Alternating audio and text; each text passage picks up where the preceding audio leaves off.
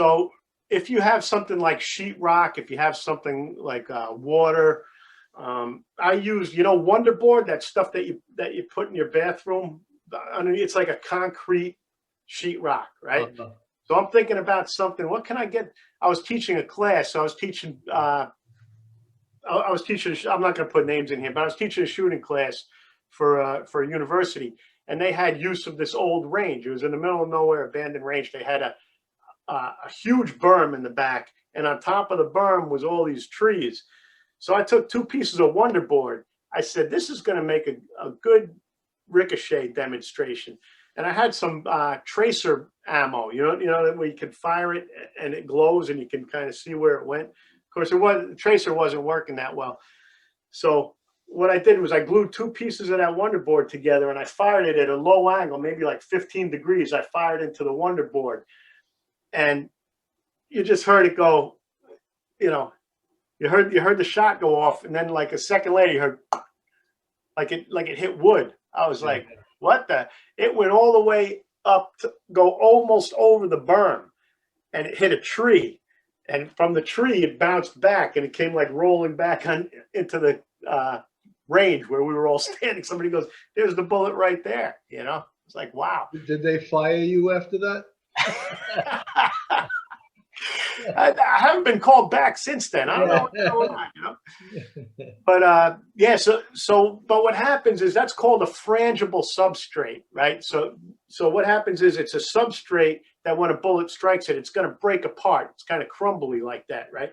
So what happens is the bullet strikes the frangible substrate. It starts to create another word for that stuff is spall, right? It's like little particles, and that creates like a ramp. So the bullet might hit at a low degree, a low angle, like 15 degrees.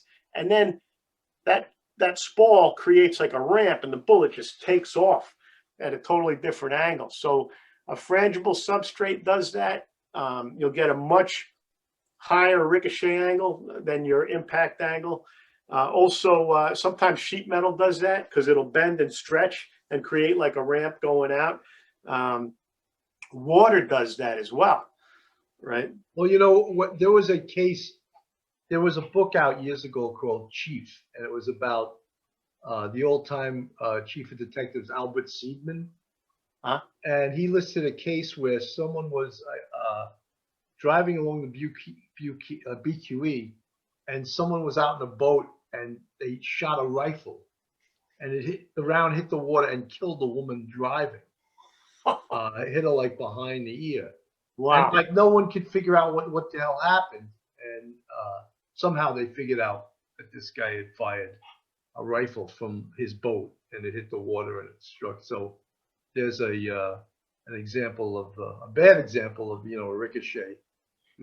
Going somewhere it was totally unintended, Yeah, exactly. That's a great point. So I think a lot of people who own like a lake house, they had a few beers and let a few rounds go into the water, saying, holy shit, I wonder where that bullet went, because it can ricochet at a much higher angle, and travel pretty damn far too, right? They can, really, depending on the firearm. It's amazing. It's not, a lot of this stuff isn't always predictable, Yeah.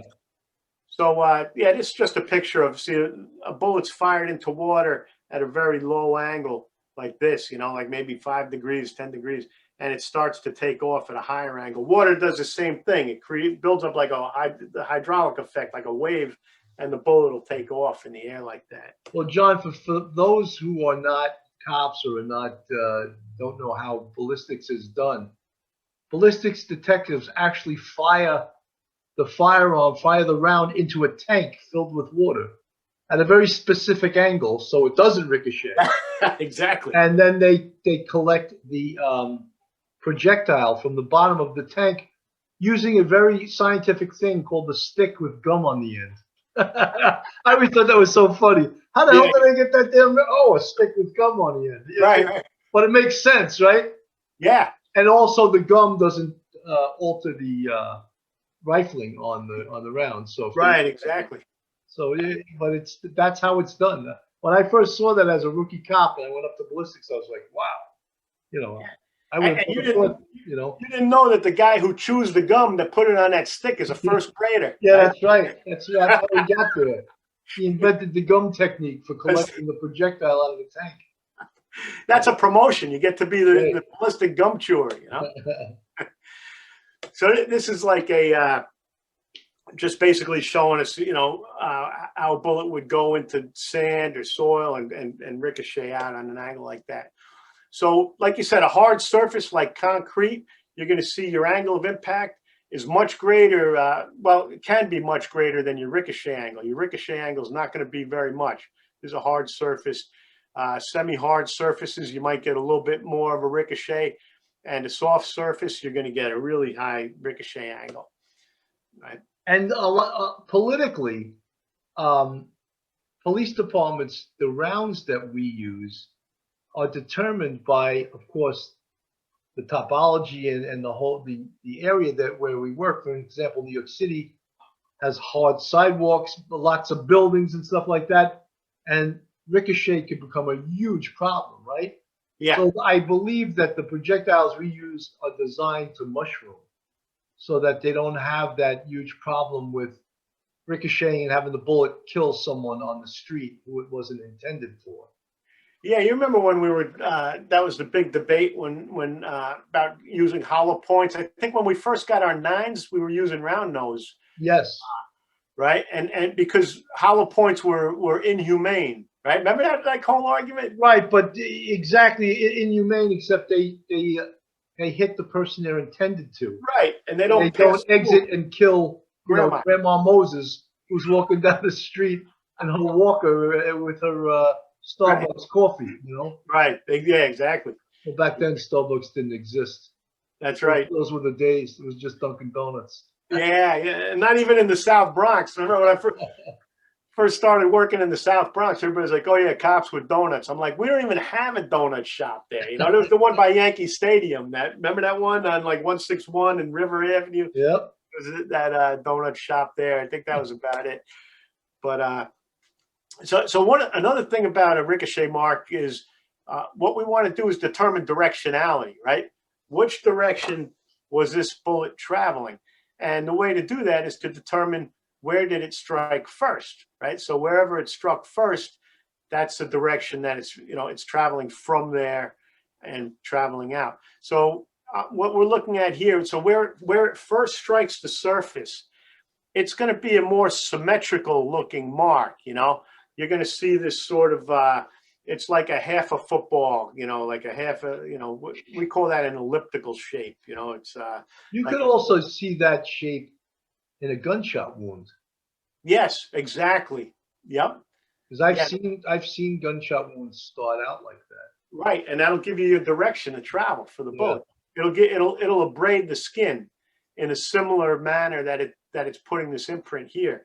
And one of the things you can see also, Bill, is see the dark color here, right? Where it initially strikes the surface. See, the bullet has, as it travels down the barrel, it's picking up soot. So the bullet's dirty while it's in flight. When it's the first surface that it strikes, we're going to have a bullet wipe. So it's going to wipe that soot off on the surface. Sometimes if you see an entry maybe through clothing where, especially a white shirt or something, and there's no bullet wipe, there's no dark margin on that bullet hole, you might start thinking, hey, maybe this bullet passed through something else first. Right. It's not a guarantee. It could just be something with the clothing. Could be another piece of clothing was on top of that clothing. But these are things that you want to consider. Is there presence of soot around the margin of the bullet hole? But the presence of soot usually indicates the closeness of the barrel to the impact also, doesn't it? Nope, that's something else. Yeah. So this is the soot that the bullet is carrying. Oh, okay. So you're going to have that bullet wipe, 50 yards away, versus the all the nitrates and the unburnt powder and all that stuff that comes out of the barrel. It's only going to travel like a couple of feet, right, to give us our distance determination. That is, you're right. That is part of it. But the bullet itself can carry this soot for however long the flight path of the bullet is. And so it'll wipe onto the surface and deposit it. You can see these two bullets here. This one, this is the side that's clean. This is where it struck, and then this side's still dirty. So we have this symmetrical lead-in mark, right? Or shoulder, we might call it. And then the bullet struck there. And you can see how the rest of it's all kind of rough, and then it just departs in this direction. Same thing here. It's a very distinct, kind of bold lead-in mark. Right. And here's the bullets. Right. Sometimes with wood, where the bullet strikes, if it's like a laminate type of wood, you might get a lifting phenomenon. A piece of the wood starts to lift off, and that can also give you your initial point of impact. That gives you your direction of travel when we know where it hit first. Right. So a ricochet is it's pretty much unpredictable. Now here's a CSI thing for you. For people listening, we'll just describe this. We're looking at two bullets here, right? And you can see the lines on the bullets that are impressions from the rifling in the barrel. If you look at these lines, so now if you take the bullet and you stood it on its base, the bullet might be too deformed to stand on its base, but you just hold it where the nose would be pointing up. And then you look at the lines, right? We can see on this bullet here, the lines appear to be leaning to the left. Can you see that? Yeah, and I then can see this that. bullet here, this other bullet, the lines are leaning to the right. So this bullet here, when the lines are leaning to the left, it was fired from a gun with a left-hand twist. It's fired through a barrel with a left-hand twist, as this one was fired through a barrel with a right-hand twist. So those might be things that you can assess right there on the scene. Any patrol cop could do this. This is not, I mean, yeah, but someone might not being versed in this might say, "Oh, this is fired from the same gun," Right. I see what you're saying. Right. So what? I was thinking when I was taking a look at this, because the lines, if I didn't know what you just taught me about left and right-handed twist, I would have been like, "Oh, it looks pretty damn similar," Yeah, you're right. And yeah, so that's a great point, right? So we have class characteristics and we have individual characteristics. So class characteristics, let's think about a shoe. You got a Nike Air Jordan size 10, right? You have a footprint at a crime scene that's, footwear impression that's left behind. And somebody might be able to look at the tread pattern and say, hey, this is a Nike Air Jordan or whatever. Those are class characteristics. It doesn't mean it's the Nike Air Jordan that I was wearing, right? It just means that it's that particular make. So that's the same thing with rifling direction. It's a class characteristic. So this bullet that's showing us a left-hand twist falls into the class of barrels that are rifled with a left-hand twist. And that right off the bat, that can eliminate a bunch of things. So now all our guns in the police department had right-hand twists. So if this was a police-involved shooting and you find this bullet at the crime scene with a left-hand twist, say, okay, we didn't fire this one, Right. That's really interesting, the class and the individual characteristics, because when you're talking about an Air Jordan sneaker, they all have the same bottom, which leaves a certain imprint. But the individual characteristics could be that you stepped on a nail or something that caused a deformity in the bottom of that sneaker. And that's an individual characteristic. So if we had that in a footprint and you were a suspect, we could, and we got your Air Jordans, we could say, no, there's no doubt these sneakers, and he owns them, made this imprint, right? Exactly. Yeah. So the class means, this type of sneaker, and the individual means this exact sneaker. Right. Yeah. Everyone walks a certain way. And I'm sure if you look at your shoes, you wear them out a very specific way. Yeah. I know I do. That's why I don't wear my shoes look like, I walk like a cripple or something, But the heel and the right part of the heel wears first. And I'm like, wow. That's why I only wear sneakers now. I can throw them out every 4 or 5 months, That's right. Yeah. Yeah. So it's an important distinction, class versus individual. Yeah. So now we can actually look at the ricochet mark and determine, depending, like I said, a lot of this is best case scenario, but we can look at the ricochet mark and determine, was this fired from a gun with a left hand twist or fired from a gun with a right hand twist? So take a Colt 45 that has a left hand twist, and take this as very similar to our service Smith & Wesson would have a right hand twist. So now, once again, to determine our direction that the bullet's traveling in, we'll have a symmetrical lead-in mark. So you have like a very nice rounded end to it, almost like a football, or an ellipse, like an oval shape, right? And so that's our initial point of impact. Now what happens is, once the bullet strikes the surface, it flattens out, but it keeps twisting. So it creates this unique characteristic of certain ricochet marks where the mark on one side disappears, and on the other side, I'm just trying to do this so you can listen to what I'm saying and kind of understand it. And then on the other side, the mark continues. So we're looking at a mark right here where we can tell which way this bullet was traveling. It's traveling from left to right.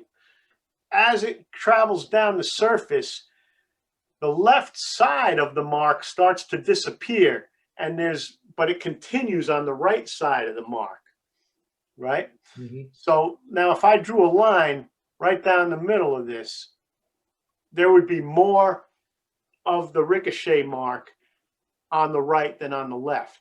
Whereas this one, if I drew a line down the middle of it, there's more of the ricochet mark on the left than there is on the right.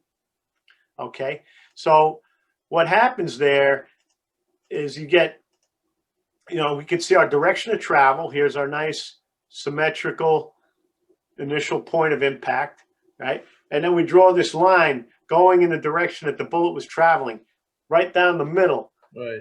And we see more mark on the left than there is mark on the right. That means that this was fired from a barrel with a left-hand twist, because you see what happens? The bullet strikes the surface and it's turning to the left. But when it strikes, it flattens out. So now, as it turns to the left, it's going to have more surface in contact with your substrate because of on the left side, and you'll lose some on the right side because it's flat now. See? Same thing with turning to the right. So it strikes the surface. The bullet strikes the surface. Boom! It flattens out where it struck the surface, and it starts turning to the right. But there's less bullet there because it's flat on that side. Right. So it's the same thing if it's turning to the left. It's going to do that. It's going to be doing that. It's flat, boom, turning to the left. So now I'm going to have more. Something, John? One of the things about police work and about science and all this thing, in police work, you do the job that you're good at. I would have sucked at this. So that's why I would not have the patience to do this. I would not have the patience to look at this. And thank God for guys like you. There are guys like you, because I couldn't do this. I remember detectives when they would go through the pages and pages and pages of phone records.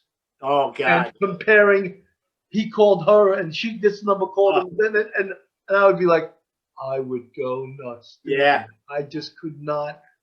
I just would lose it. I would just know the patience you needed to go through 8 pages and then see what were meaningful calls at what time and who called who. And I was like, wow, that's why you do what you're good at, And, yeah. And you let people that are good at it do the jobs that you're not good at.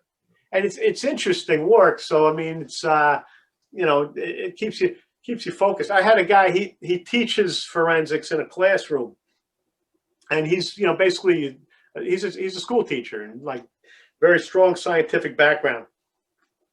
And he was always like, man, could you take me to a crime scene? Could you take me to a crime scene? I'm like, these days, I really don't get a lot of crime scenes, But he knows a lot of stuff. You know, he really is a good photographer. He knows about blood spatter. He knows about this stuff because he teaches all, and he's into it. So he's always learning and you know, reading published papers and all that stuff. So I actually end up getting a crime scene that for some reason the cops didn't want to process this scene. It's a long story, but so the family hired somebody, and I said, all right, you know, everything's still there. Yeah, everything. It was a big blood scene, blood all over the place, right, throughout the whole house. And so I called this guy up. I said, hey, you want to go to a crime scene? Oh, yeah, crime scene. I said, all right, I'll come get you at 7 o'clock. That's kind of early, you know. Could make it 8 o'clock, right? Hey, dude, you wanted to go to a crime scene, you know. It gets better, right? It gets better. So now, and the crime scene was about an hour and a half away. So we're there, and I'm like, yeah, you can take pictures, you know, because he's a good photographer, and he's taking pictures and all this stuff. And then I'm showing him how I use the scales and everything. And then he's like, yeah, well, you know, my wife's going to have dinner ready at 6. So when should we leave? At 4?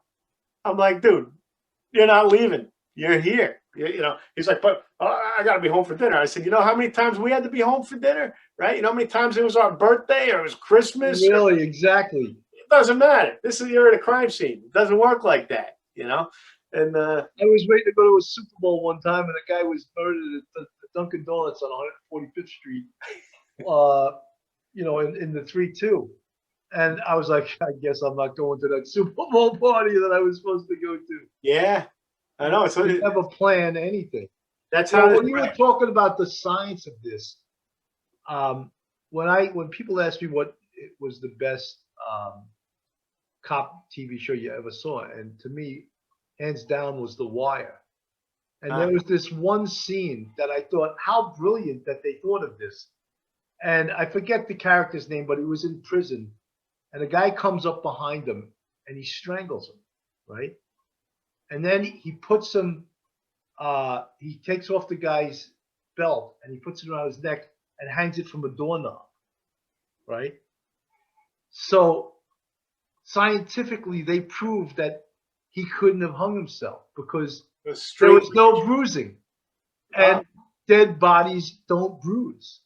So he was killed before he was. I thought that was brilliant, you know. Yeah. He was strangled another way because had he killed himself the way it was staged, there would have been bruising on his neck. Right, like a ligature. So the pathologist knew. Wait a minute, there's no bruising. How odd is that? Yeah, this didn't kill him. And I was like, wow, that was great, you know. Yeah, that's cool stuff, man. Also, like the ligature for a, you know, let me see. It's the ligature for a strangulation is usually like parallel to the floor, right? Like it's straight back. Whereas a hanging, it's like a V. It goes makes up. A V mark. Yeah. So, so we're talking about Epstein now, or No, we weren't even going there because that's a whole other show. Yeah, exactly. Yeah. So, so now if you look at these, right, right now, knowing what you know, we have three of these marks, right? So if you look at this one, you can say, okay, this bullet's traveling this way. It's fired from a barrel with a left-hand twist because there's more mark on the left than there is on the right. Right. Same with this one. And this one was fired from a barrel with a right-hand twist. You know, so it's stuff. I'll tell you, it's interesting. I like testifying because you get to explain this stuff to a jury. You know, and I always get. And also, the attorneys are not experts at this. No, so you can baffle them too, right? Yeah, and a lot of them they'll make a point out of the fact like you're not a scientist. You're not a scientist. You know. Right. So, yeah, no, I'm basically a cop that learned a lot of stuff. You know, yeah, I'm not claiming to be a scientist. And I'll tell them, and I'm going to teach everybody. All I have more than you have is knowing what to look for. Right. And once I see it, I can explain to you exactly what I'm seeing, and you're going to know exactly what I'm talking about. And and it's that simple. I had my college class in a 3-hour class. I had them reconstructing bloodstain impact patterns and reconstructing bullet impact angles just based on measurements and stuff like that. It's really, you know, I mean, sometimes there's trigonometry in there, but to be able to walk into a crime scene, like you said, experience is the best teacher. Being able to see the evidence right? First, you got to know what you're looking for, and then when you find it, you got to know what it means, right? Yeah. So, and if you don't know what it means, you got to know who does know what it means, or maybe it doesn't mean anything. Sometimes, we'll look at a couple other things, but there's really very few people who can't be trained how to do this, So we're looking at a few more of these. We can tell right here, there's a right hand twist, left hand twist, left hand twist, So once you know what it's all about, and these very simple characteristics to look for, you can really do it, So let's see. Sometimes the ricochet mark looks like a V, right? And where did the bullet strike? At the beginning of the V, right? So a bullet struck over here. There's a point of impact, and you have this V shape that gives us our directionality. Same thing here. A lot of times what happens where the bullet initially strikes the surface, especially because what happens, one of the most consistent substrates for finding bullet ricochet marks and bullet impact marks at crime scenes is cars, automotive sheet metal, and auto glass, right? Because a lot of times these happen in the street. So, right, how many times have you seen a car with bullet hole? Okay, here's a car with bullet holes. I mean, the problem is your evidence could. Well, that's a good question. How long can you own a car in East Harlem without a bullet hole being without getting a bullet hole in it? Yeah, I tell you, PSA 7, we used to have bullet holes in the RMPs with like no paperwork on it. Like you go up to a job, you come down, there's a bullet hole in the car. Hey boss, fuck you, I didn't see that. You didn't see that. I didn't see it. All right, I'm gonna really write this up. Right. Yeah. What are you gonna do? You're not gonna solve it. There's all right. Or how about even people that they sometimes would collect spent shells on a roof. Yeah. Because people like to fire their guns off the roof, and let's test these spent shells to see if it comes back to anything. Right. In brass catcher. Yeah. Because the phenomena is a lot of times in the hood is that people lend out guns. Right. John, I got some work to do this weekend. Can I borrow your 9? Yeah. Right? Yeah. No, they found that to be true because of brass catcher. Right. This gun was used in a murder in the Bronx, and 3 weeks later was used in a murder in Queens. So someone's lending out their gun, Yeah, the part might not be transient, but the gun is, Yeah.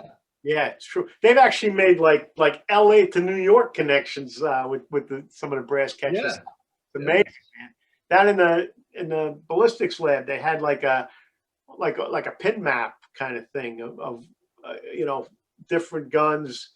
And you're like, wow, that same gun was here, and here. It's pretty amazing, Yeah, like you said. Well, for our listeners that aren't in the police business or in forensic science, brass catcher is it's basically a microscope or a microscope program that reads the tool marks on the side of a casing and determines the firearm that it was fired from.